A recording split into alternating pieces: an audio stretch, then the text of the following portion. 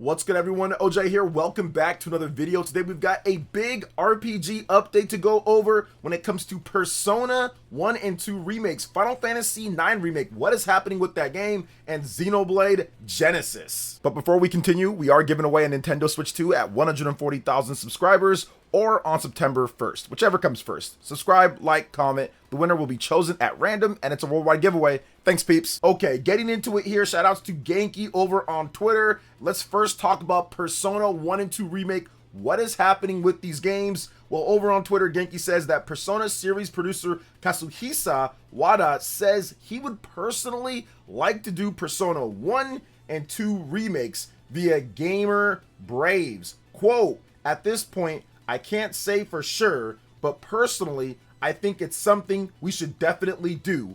I think we have to do it. So the thing with it when it comes to Persona 1 and 2, those games are old and a bit crusty. They're not as modernized as Persona 3, 4, and 5 with the formula that people know and love right now. They're very different, and I think that's why Atlas has kind of stayed away from those games. They're not bad titles, and they can definitely be spruced up and be renovated and modernized and put into a game that people can enjoy in today's day. I just think it would take significantly more work than a Persona 3 or a Persona 4, because those games just don't play the way that people know Persona, that was popularized with Persona 3 and blew up to a huge degree with Persona 5. So I think that that's the biggest problem there, is getting those games up to date to where they'd be able to sell. They're not going to be cheap games to remake. You're going to have to do quite a bit if you want to modernize them and put them in today's day. So I think that's why they've stayed away from those and opted to skip over them, to go to 3 and to 4 and to re-release Persona 5 multiple times and just make spin-offs and different types of Persona 5 games, mobile titles and action RPGs and all sorts of stuff with that. I think that's the reason why.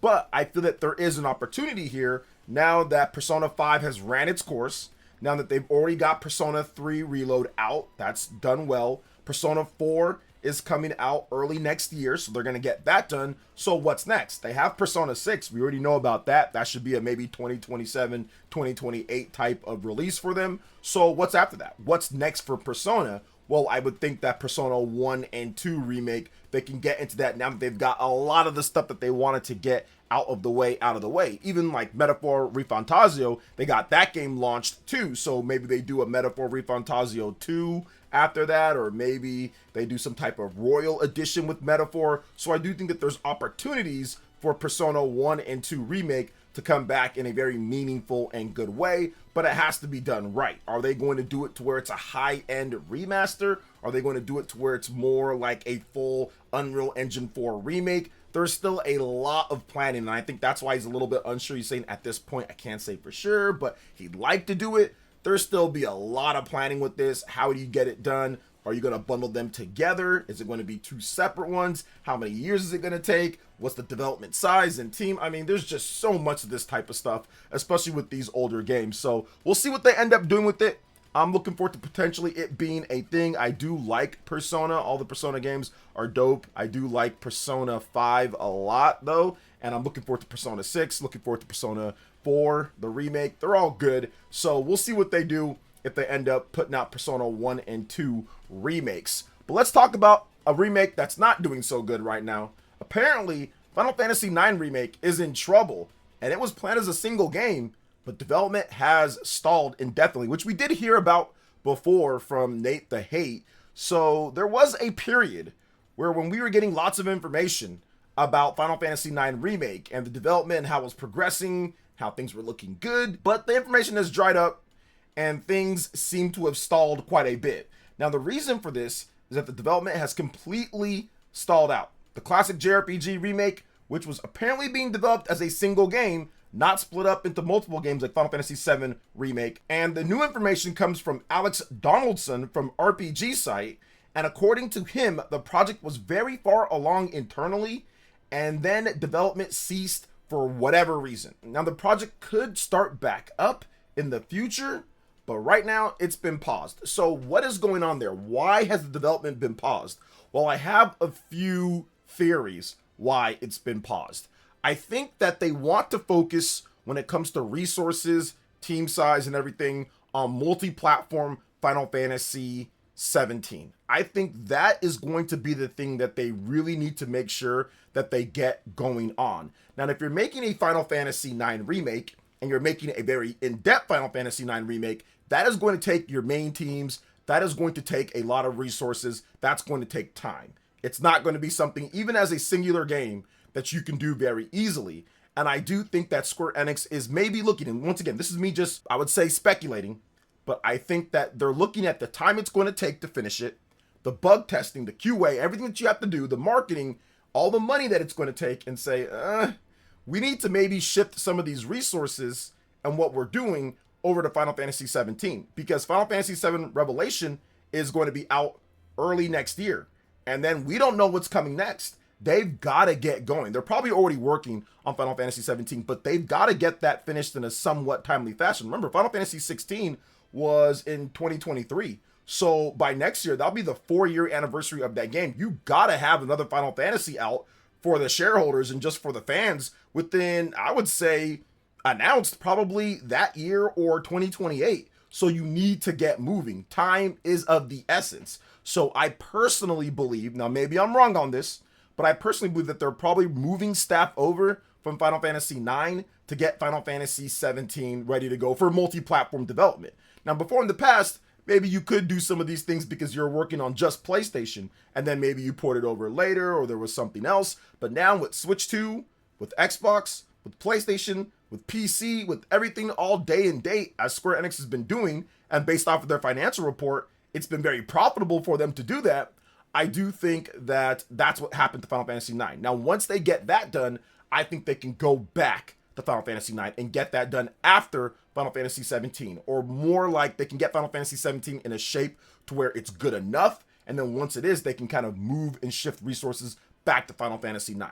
That's just what I'm guessing based off of this here, because this has been a long time when it comes to Final Fantasy 9. We haven't seen a single drop of footage, but I know that it was in development. I've heard some things myself. So the fact that there's been nothing shown at this point shows me that they're probably moving resources and trying to get Final Fantasy 17 and get other things done so they can get moving on that. Because once again, Final Fantasy 16 was not a massive seller. It's not an evergreen type of game. We're not getting sales updates on that. Final Fantasy 7 Remake Trilogy has been doing better because of the release on Xbox and on the Nintendo Switch 2. Square Enix has stated that, so that's definitely good. But Final Fantasy 16 has not had those same type of legs. People are kind of gravitating more towards what they know, and they know Cloud, they know Final Fantasy 7, so I think that's what's happening there. So we'll see what happens with Final Fantasy 9 Remake. I still think it's going to come out eventually. We're just going to have to wait a bit longer for it,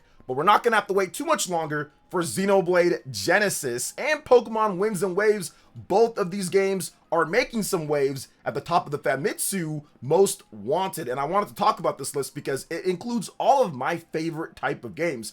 And Fire Emblem Fortune's Weave making a big jump up. I do think that these games like Fire Emblem and games like Xenoblade Genesis, these might not be the biggest system sellers or progenitors of Nintendo's success, but they build character, they build soul, they build heart, they have a lot of craftsmanship put into the games. There's just not many other major titles built like this from the big three. You want to see something like this, especially in this world of huge, massive, realistic AAA type of stuff. To see an old school fantasy JRPG, old school strategy RPGs is just nice. With the Famitsu's Most Wanted, August 9th, 2026, Pokemon Winds and Waves, Xenoblade Genesis, and Fire Emblem still doing great. So every single week, the Famitsu readers are polled on what they're looking forward to the most. Now, this doesn't mean that these games at the top are going to sell way more than everything else or whatever the case is, but it's just cool to see the list. So I want to go over what's happening here. The full breakdown of the chart, all votes were casted between July 22nd and July 28th. So that was before the big Fire Emblem Fortune's Weave Direct, and Fire Emblem Fortune's Weave is already at number 2 here. I don't think it's going to surpass Pokemon Winds and Waves because that game is going to be a blockbuster. I think it's going to set some type of crazy records for the Switch 2 for a launch of an individual game not bundled in. So I'm looking forward to that one. But look at this list here. Got Pokemon Winds and Waves, Fire Emblem Fortune's Weave, Persona 4 Revival, looking forward to that one next year. Zelda, Ocarina of Time, that's also going to be a huge launch. Persona 6, looking forward to that. Dragon Quest Monsters: The Wither World. I did not know this game was that high up. That's cool. That game is coming out later in December. Final Fantasy VII Revelation, awesome as well. Xenoblade Genesis in at number 8. Good to see it in the top 10, continuing to rise up. I've said this before and I'll say it again. Xenoblade Genesis has a huge opportunity on the Nintendo Switch 2 to be the best-selling Xenoblade game. And I know that sounds crazy because the Switch 2 install base is not going to be anywhere near as big as it was when Xenoblade Chronicles 3 launched, and obviously Xenoblade 2's been selling for quite some time. But I think that Xenoblade Genesis represents something to where old school fans that have been playing for a while can clearly just hop right into it. But new school fans, people that are new, that don't want to be bogged down with Xenoblade 1 and 2 and all that, they can just try this one out. And it's going to be on a system that isn't potato-ish when it comes to the quality of it. And listen, I love the Switch one when it came out, but you guys saw how Xenoblade Chronicles 2 ran on there, man. It was rough, especially portable mode. So you're not going to get that here with Xenoblade Genesis. You're going to get a high-quality experience. You're going to get better resolution. They've got DLSS. They've got their new upscaling tech. They've got all sorts of great stuff that they can work with here when it comes to Xenoblade Genesis. So for me, at least, I think that right there, if they nail the story, the combat, the visuals, the presentation, the music, all the stuff that we know they can do, I think Xenoblade Genesis can have a massive launch, the best that they've ever had in the Xenoblade series, heck, in the Xeno series.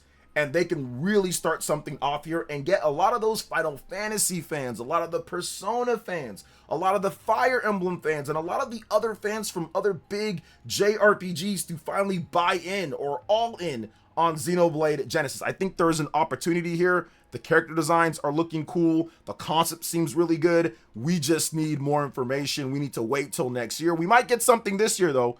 We could get a trailer at the next Nintendo Direct, so I think that would be pretty cool. Maybe September we get another trailer for it. Might be a bit early because we just got one in June, but I'm looking forward to Xenoblade Genesis. I think it's going to be a ton of awesomeness all packed into one package here from one of the GOATs in the game, Monolith Soft. Now you see the rest of the list here. You got GTA, Onimusha, Professor Layton, a lot of cool games.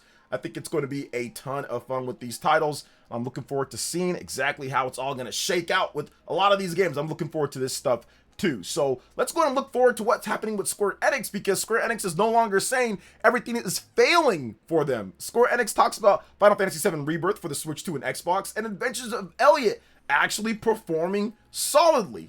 Change of pace when it comes to what Square Enix says with their games. So Square Enix has commented on the sales of recently released Final Fantasy VII Rebirth on Nintendo Switch 2 and Xbox, and The Adventures of Elliot. The Japanese company says that both titles performed solidly, meaning that they presumably met internal expectations. In other news, Square Enix saw a large-scale growth in revenue and profit metrics, with operating profit up 88.6% year over year. And the reason why they're up 88.6% year over year, and I don't want to say I told you so, because I put this out there, but I'm going to say it anyway, guys. I told you so with Square Enix. They need to drop the PlayStation exclusivity. They need to port everything over to Switch 2, and they need to make Switch 2 a more main platform. Now, I don't love everything that they're doing when it comes to their Switch 2 editions and not having save file transfer, not having upgrade paths for all of their games. But when it comes to people that have never played it before on Switch 1 or other platforms, people are picking it up. They're porting over their games, and they're doing well, whether it's Final Fantasy X,